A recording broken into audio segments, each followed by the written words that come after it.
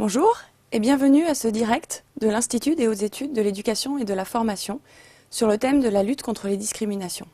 Ce direct s'inscrit dans le cadre d'un plan d'action mené par les deux ministères de l'Éducation nationale et de la jeunesse, de l'enseignement supérieur, de la recherche et de l'innovation. Et je voudrais commencer par dire que la question de la lutte contre les discriminations nous concerne tous. Elle ne concerne pas simplement les femmes.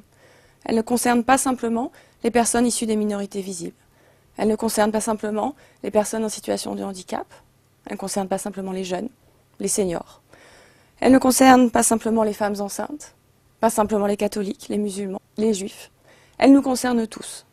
Et je pourrais poursuivre l'ensemble des 21 motifs de discrimination qui sont listés par le Code du travail. À un moment ou à un autre de notre carrière, nous sommes tous potentiellement victimes de discrimination. Certains d'entre nous sont plus engagés.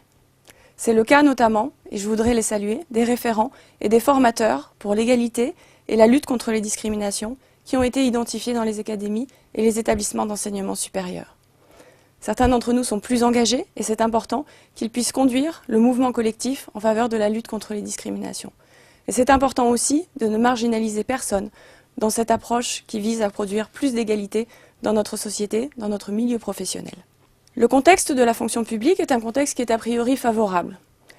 En effet, si on compare avec le secteur privé, nous recrutons les personnes par concours. Les carrières sont encadrées, les rémunérations aussi sont encadrées. Et pourtant, quand on regarde certains indicateurs, et la question des discriminations ne se limite pas aux indicateurs, mais néanmoins regardons les indicateurs. Je vais en prendre deux.